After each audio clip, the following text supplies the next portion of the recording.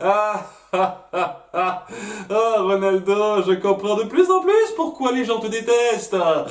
Parce que c'est difficile de t'apprécier beaucoup quand on a ce genre d'épisode qu'on se centre sur toi. Ouh. Donc, ouais, je suis mitigé, hein, parce que bon, le premier épisode était nul, le second était bien. Donc, ça se compense, dis-t-on, ça se compense.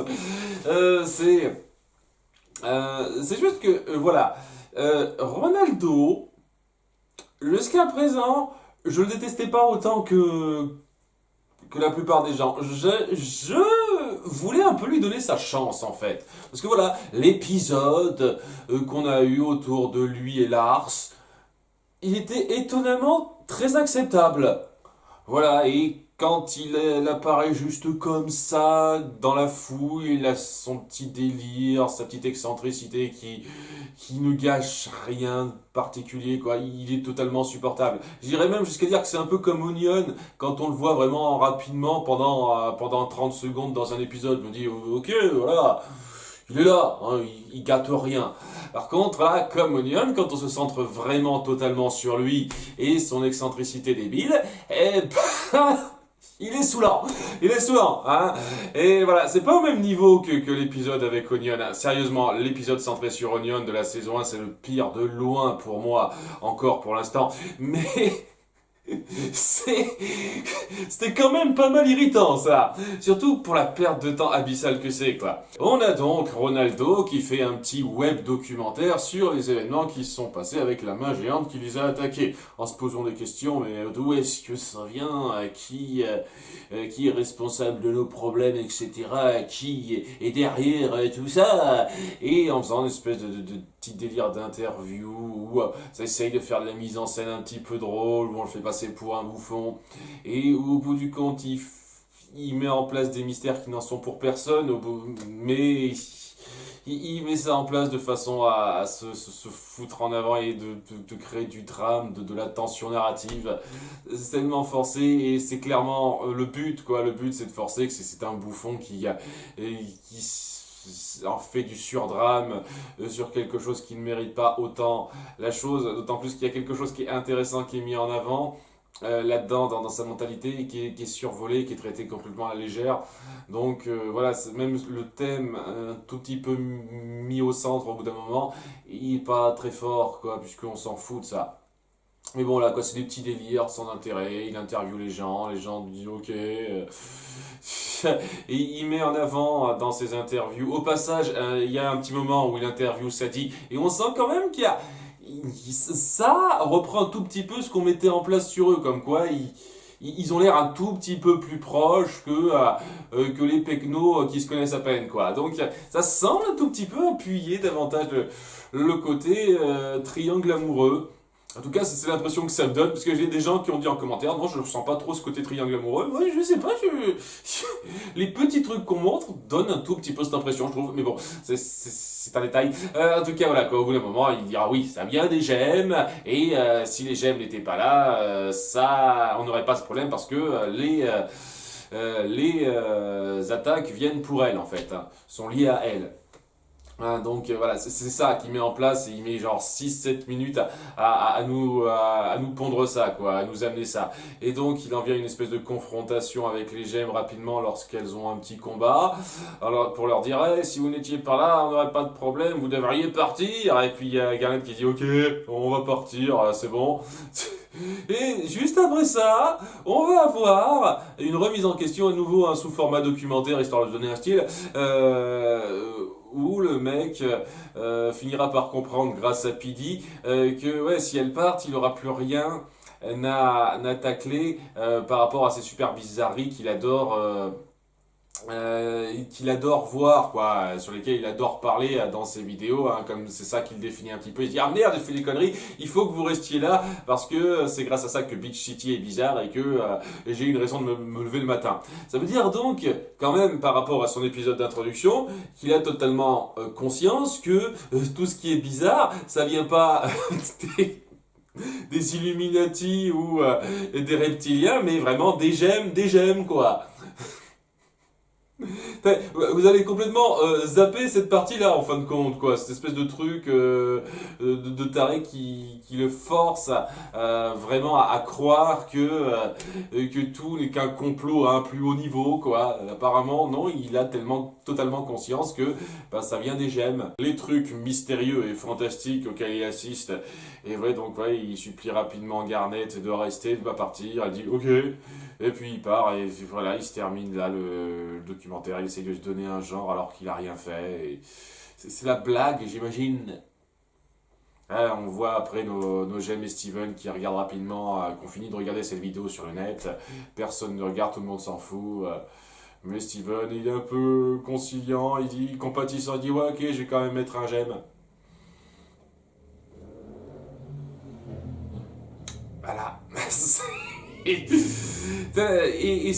Comme je dis, il y a un thème qui est pas inintéressant dans l'idée, c'est-à-dire reprocher aux gemmes les problèmes qui surviennent et créer peut-être un peu de drame autour de ça dans la considération des gens, pour bien montrer que des fois, lorsque on réfléchit pas trop, on peut avoir cette tendance à blâmer les gens qui vous protègent parce que il faut qu'il y ait une cause contre laquelle se plaindre. Ça aurait été un peu cool d'approfondir ce thème-là, mais apparemment, plus ça va, plus j'ai l'impression qu'ils vont pas vraiment s'y pencher. Ce qui est pas trop grave, quoi. Mais le fait qu'on nous le fasse miroiter comme ça dans cet épisode, je trouve ça...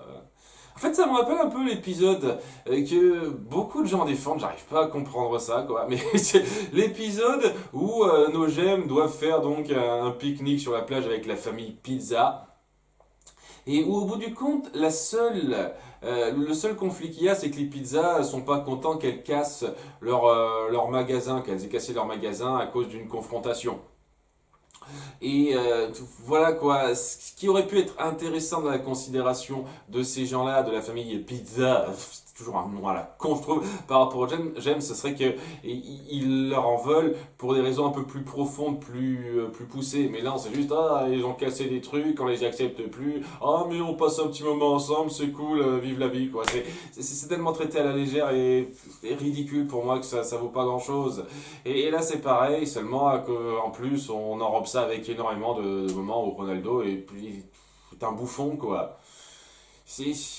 Au bout du compte, je trouve ça presque mesquin, quoi, d'appuyer juste le statut de bouffon de ce mec, quoi. C'est tout. Et le fait qu'on est censé en rire. Je trouve pas ça drôle, je trouve ça bas, en fait. Et vraiment de la perte de temps totale. Donc, voilà, un mauvais épisode, c'est sûr. Hein. Bon, l'épisode suivant est plus intéressant, même si, pour la énième fois, ça met en avant le fait que Garnet ne prévoit pas tout quand ça arrange le scénario.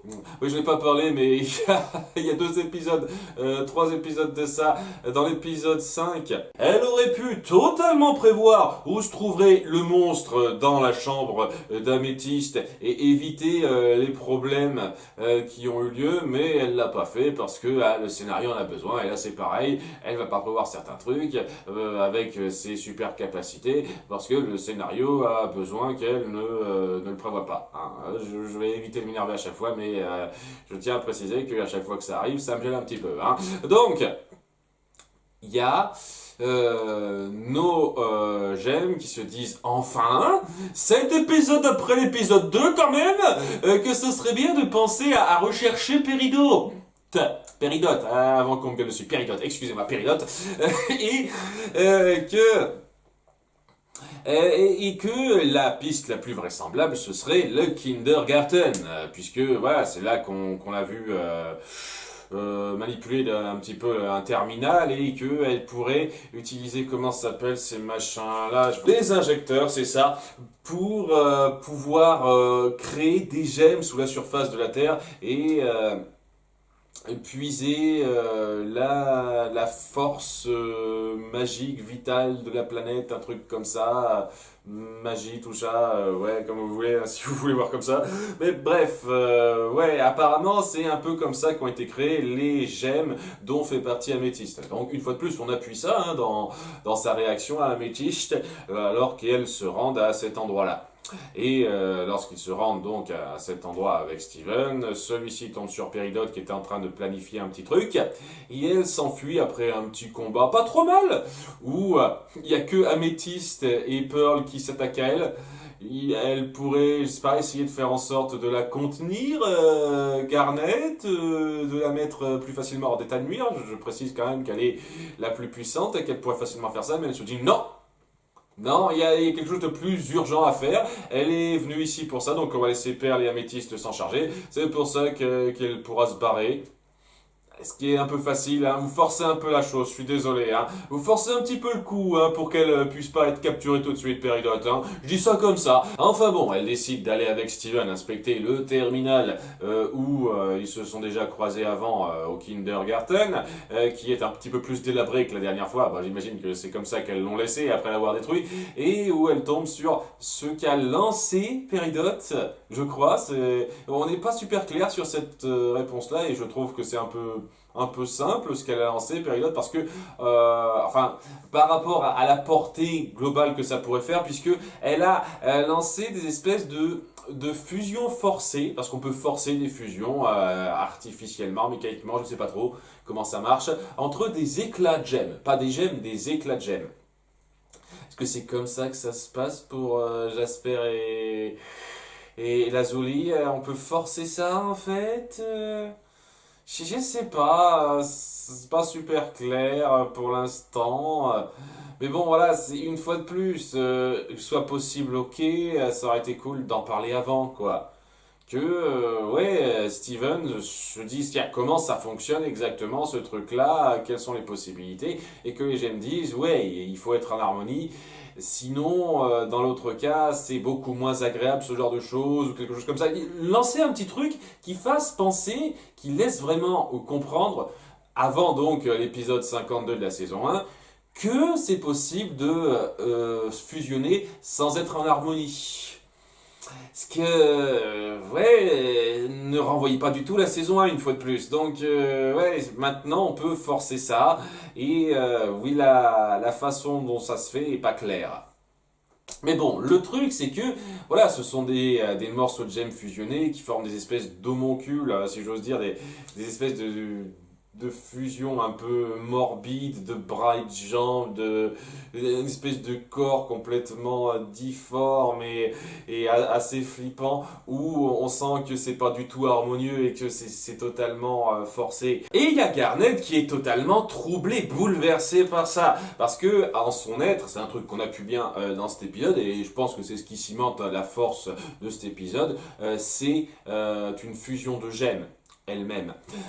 Donc, le fait de voir des gemmes fusionner contre leur gré et qui forment cette espèce d'amas de morceaux pas du tout harmonieux et qui semblent même souffrir un petit peu à ses yeux, ça la touche à un poids très fort, au point où elle manque par elle-même de défusionner, alors qu'une fois de plus, on a montré que c'était quelque chose de très fort, quoi. Elle vit comme ça 24 heures sur 24, pour que ça la bouleverse à ce point, c'est quand même fort. Et ou même à la fin, lorsqu'elle finit par se ressaisir et par se débarrasser du gros monstre principal qui est formé d'une demi-douzaine d'éclats de gemmes, elle en soit au stade de parler avec deux voix. Ce coup-ci, apparemment, sa personnalité unique s'est scindée l'espace d'un moment pour que les personnalités de Ruby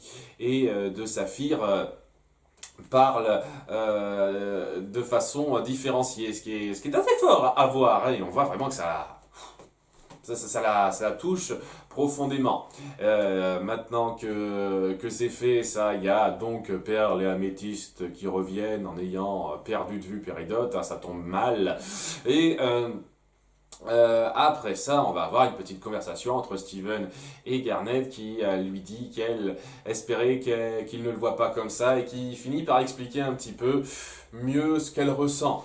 Pour elle, être une fusion, vraiment, surtout aussi longtemps, parce que voilà, une fois de plus, Steven a un peu vécu ça une fois, ils en font référence, hein, ça fait plaisir. Euh, pour elle, être une fusion 24 heures sur 24, c'est vraiment être une seule et même personne et se sentir vraiment parfait, en fait. Si elle se sent aussi en confiance avec elle-même, aussi géniale, c'est parce qu'il y a cet aspect, quoi, je suis vraiment quelqu'un d'unique et de plus complet que la moyenne avec ça. Ce qui est très joli, une fois de plus, comme façon d'interpréter la chose. Parce que voilà, la fusion, deux êtres fusionnés qui ne forment qu'une seule personne, ce n'est qu'une vue de l'esprit dans notre réalité véritable. Ça n'arrivera jamais, hein. Ou alors, il y a une technologie qui pourrait faire ça dans un futur très très très très très très très éloigné, mais ce n'est vraiment qu'une vue de l'esprit. Donc, psychologiquement, mentalement, c'est très particulier à décrire, à faire ressentir. Et quand on se penche là-dessus, comme ça a été le cas notamment dans l'épisode où Steven et Connie fusionnent, et comme c'est le cas maintenant avec Garnet, et ben je trouve ça très intéressant à voir psychologiquement, à étudier un petit peu. Parce qu'on sent que, contrairement à d'autres détails, assez importants pour moi, les créateurs semblent vraiment réfléchir à la portée de la chose, à cette signification. Et voilà, quand on les voit se pencher, se plonger un peu plus là-dedans, je trouve ça fascinant. Vraiment, je trouve ça fascinant à voir, à observer. Alors, est-ce que ça sauve tous les problèmes que j'ai sur le fait que Garnet prévoit rien, sur le fait que Peridot s'échappe un peu facilement, sur le fait que, ouais, je comprends pas très bien c'était quoi son but là. Elle a rapidement fait fusionner des éclats de gemmes, elle s'est dit, oups, voilà, c'est bon, j'ai fait mon taf ici, j'ai plus rien à faire. C'était ça ton plan, Peridot? C'était quoi le but sur le long terme? Je comprends pas très bien. Parce que voilà, hein, c'était juste des petits amas de gemmes qui attaqueraient, qui seraient pas non plus si compliqués que ça à battre. Ou alors c'était censé évoluer en quelque chose de plus gros après. C'est pas clair ça. Enfin, voilà. Des tonnes de trucs comme ça qui me gênent un petit peu, qui rendent cet épisode un peu gênant sur certains points. Mais cette façon de se plonger davantage dans la psychologie de Garnet et de comment elle considère la fusion, j'ai trouvé ça très intéressant, assez fascinant à suivre. Donc voilà, ça sauve beaucoup l'épisode et ça le rend bien. Pas génial, mais bien. Ben, j'ai apprécié ça. Donc ouais, hein, ça a bien démarré avec l'épisode 6, c'est retombé avec l'épisode 7, ça remonte avec l'épisode 8. J'ai le sentiment qu'on est retombé sur la même dynamique que la saison 1 où ça va stagner, alterner.